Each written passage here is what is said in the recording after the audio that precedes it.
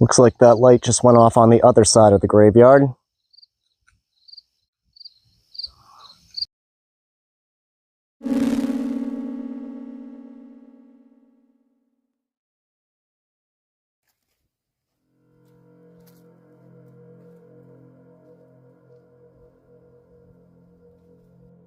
Hi everyone, welcome back to a new season of Soul Survivor, a show where we investigate supposedly haunted locations and attempt to stay the night.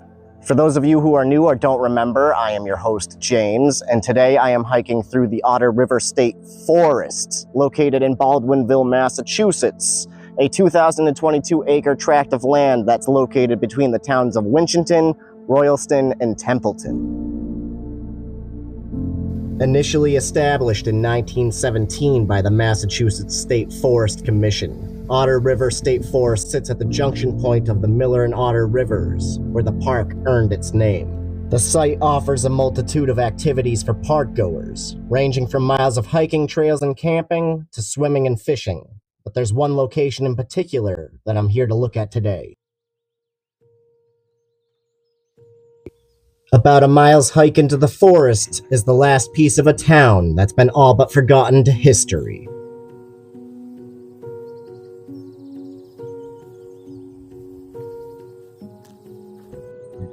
This is New Boston Cemetery, the only remaining piece of a town that once bore the same name. Very little is known about the village of New Boston, other than it was a mill town settled in the 18th century, with a large amount of farmlands that covered the area along the Otter River. With the introduction of railroads and industrialization in the mid-1800s, the village would see most of its population moving into the neighboring towns of Winchendon and Gardner, and plans would commence to construct the Birch Hill Dam on the Miller River in the early 1900s. Completed in 1941 by the U.S. Army Corps, the Birch Hill Dam would divert floodwaters from the towns of Athol and Orange directly into the town of New Boston. Much like the towns of Dana and Enfield being submerged under the waters of the Quabbin, New Boston would too be completely flooded. The cemetery itself holds 222 graves and memorials, many of which belong to soldiers of the Revolutionary and French and Indian Wars, and possibly one that belongs to a ghost. Reported to be haunted by a spirit known either as Rudy or Willie in some cases, hikers have spotted the apparition in the cemetery and nearby forest, as well as a legend stating a man can be seen hanging from a tree on the property when stating, "Rudy, give me a sign."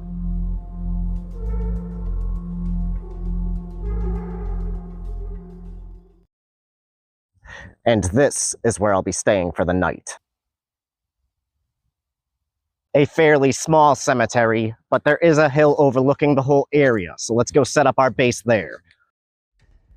Staff from the Department of Conservation and Recreation have given me permission to film here after dark. There's no need for any stealth camping this time.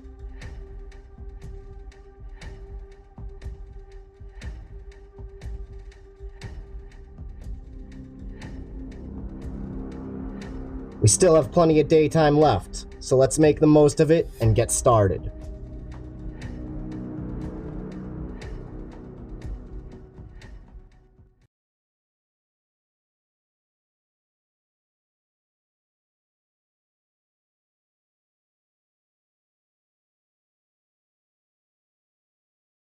Okay, first things first. Before it gets dark out, let's get a baseline readout on these EMFs.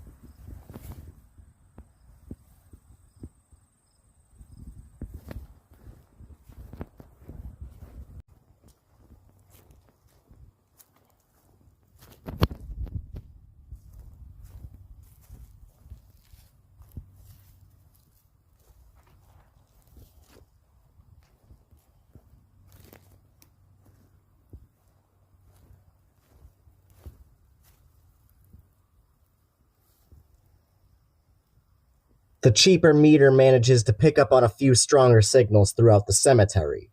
Nothing too surprising at this point. It's upon checking the digital model that I see something unexpected. Milligauss is rising.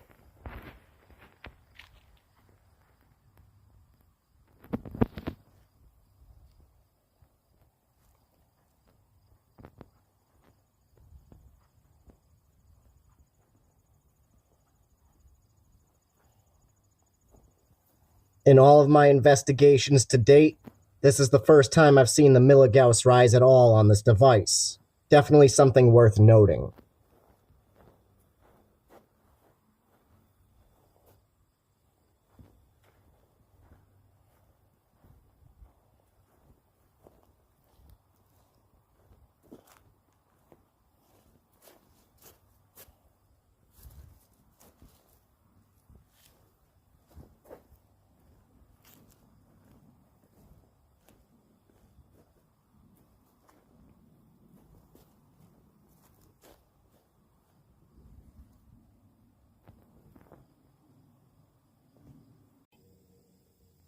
Well, at least I have some company for the night.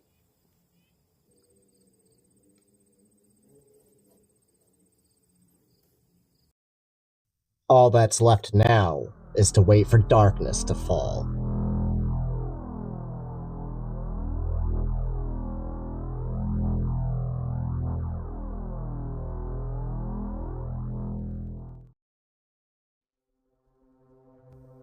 A new season means new technology, and this time I'm kicking it up a notch. The HTI Thermal Imager is a USB-C based adapter, which can be plugged into modern smartphones and allows the user to see the temperature of objects around them.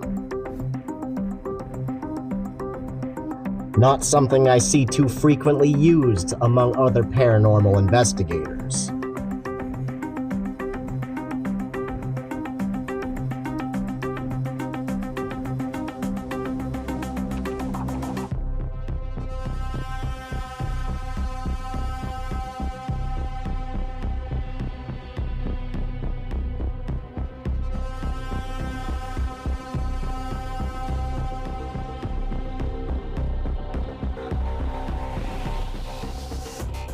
Capable of detecting trace evidence,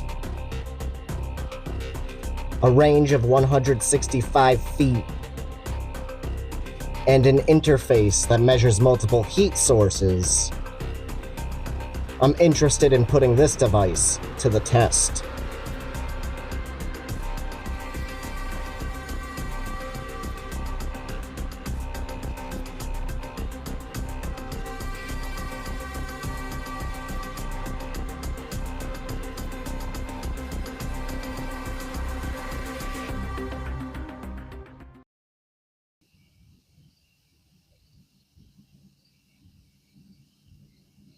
All right, just about 9 o'clock. Let's get to work. You guys remember the motion sensor lights. Let's go plant a few of these around the cemetery and see what happens.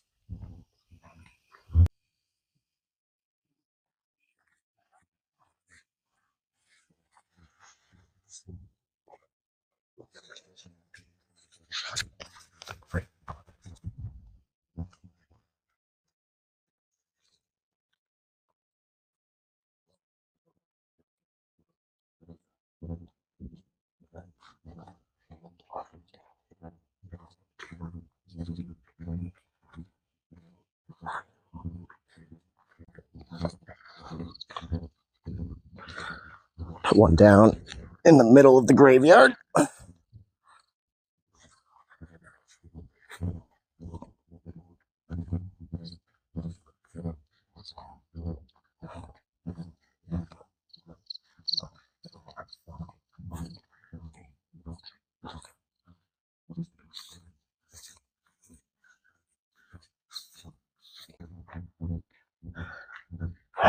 All right, we'll put the final one down on the far side of the cemetery. Should be able to see all of them from the other side.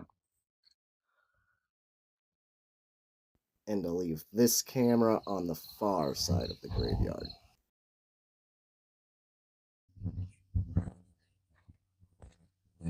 All right, time to take another walk around the cemetery, give these EMFs another shot.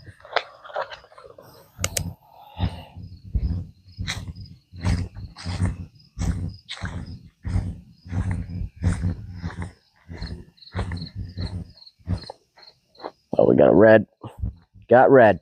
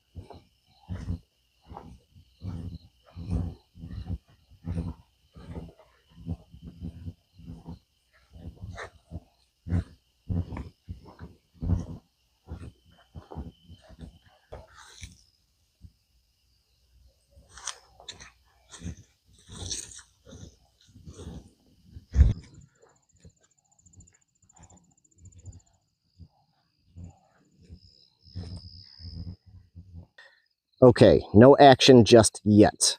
I'm going to let these cameras keep rolling, and I'm going to take a walk down the trail. Maybe something will happen while I'm gone.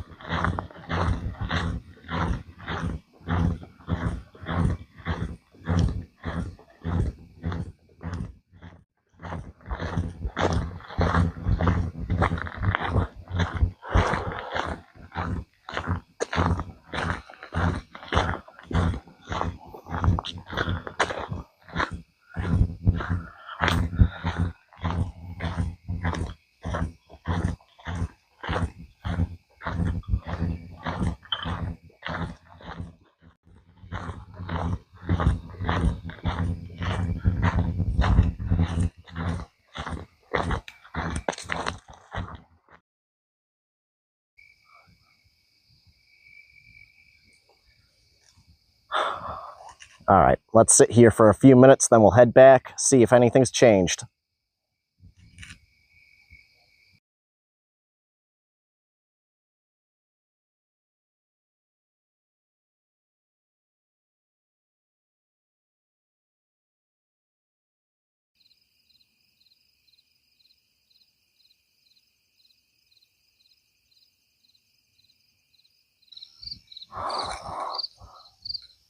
Looks like that light just went off on the other side of the graveyard. Why don't we go do our EVP session over there? It's upon noticing the light that my camera records what sounds to be a voice stating a single word.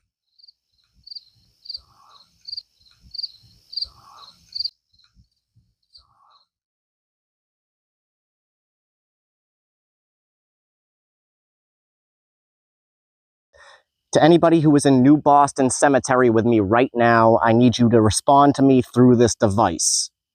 Can you say my name, James?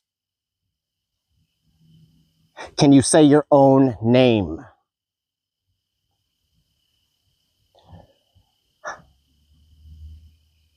What is the name of the town we are in right now?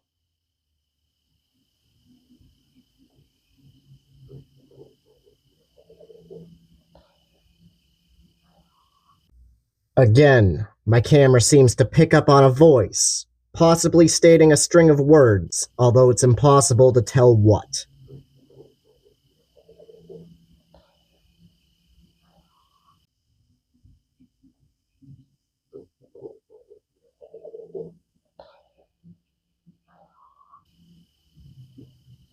Remember, I can't hear anything you're saying, so you have to speak clearly into this object in my hand.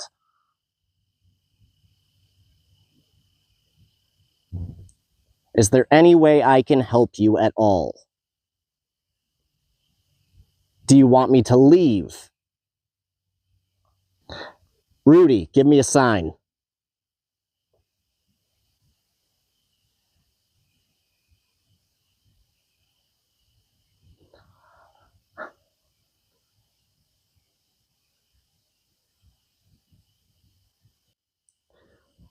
Okay, that's going to be about it for now. Thank you for your time and any replies you may have given me. All right, I think it's time to give the thermal camera its first field test.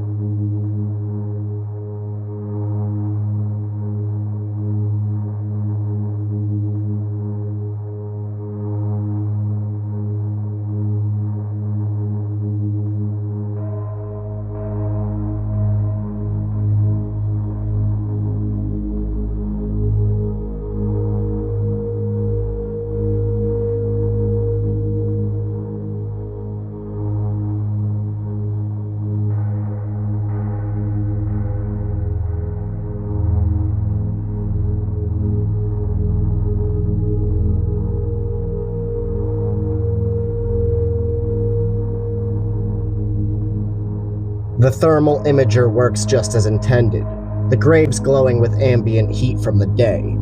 But I soon realized several issues upon using it, such as a lengthy refresh rate and a lack of audio.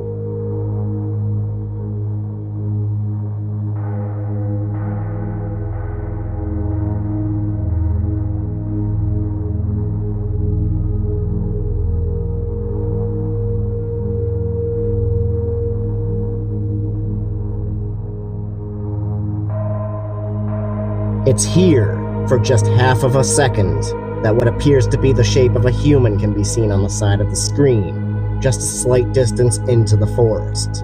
But more on this later.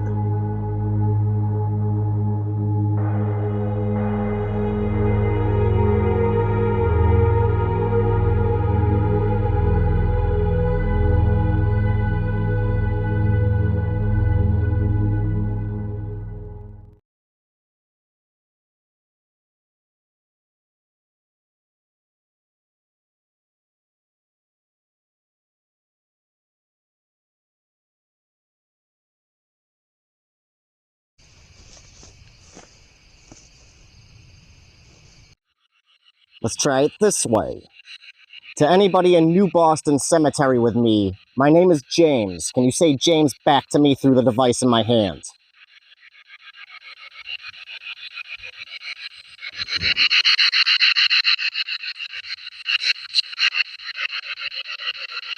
Static. Can you say your own name back to me?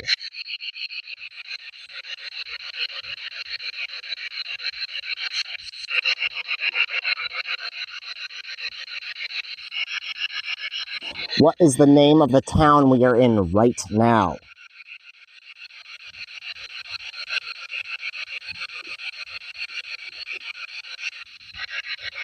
Are you near me?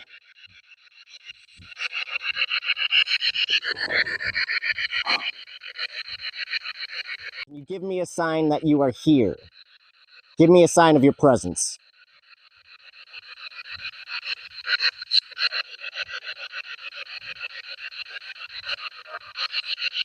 Alright, try reverse sweep. Again, my name is James. Can you say James back to me? Say it clearly through the device in my hand.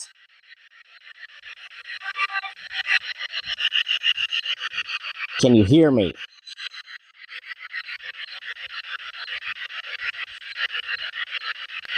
Rudy, give me a sign.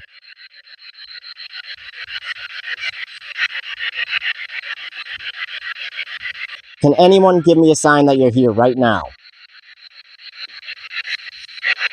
You just have to say my name, James.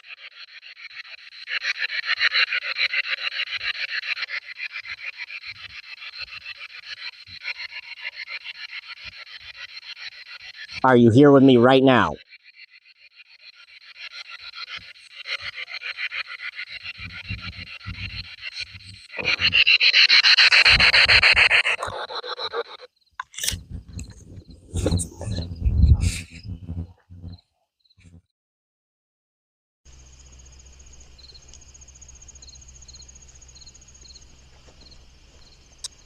The night is quickly coming to a close, but before we end this investigation, there's one legend I still want to test. Alright, according to legend, all I have to do is back up and repeat the phrase. Rudy, give me a sign. I think this is the tree. Rudy, give me a sign. Maybe I have the wrong tree.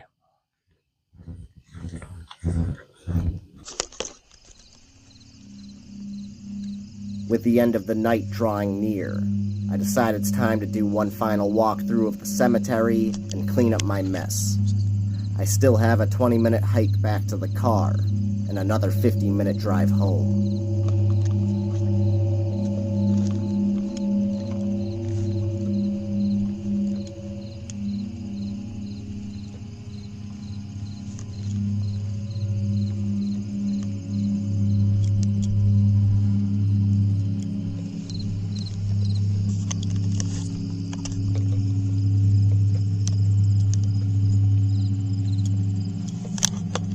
All that's left now is to head back and review all of the evidence.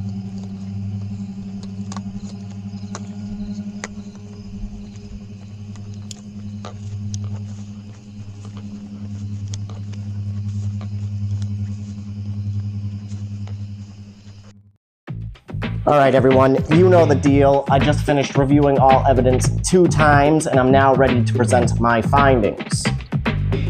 There's a few things we need to go over this time, so let's just get started.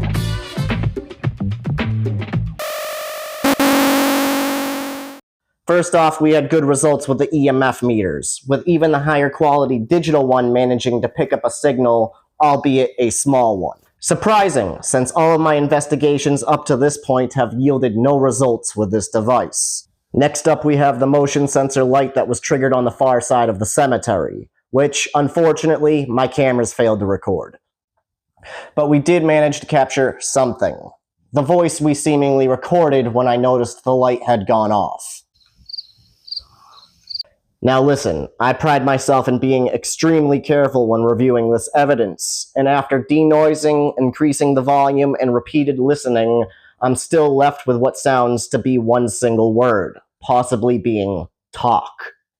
The second piece of strange audio I recorded during my EVP session is more questionable. If they are words, they are extremely unclear, but do seem to have a phonetic sound to them, almost as if you can hear syllables.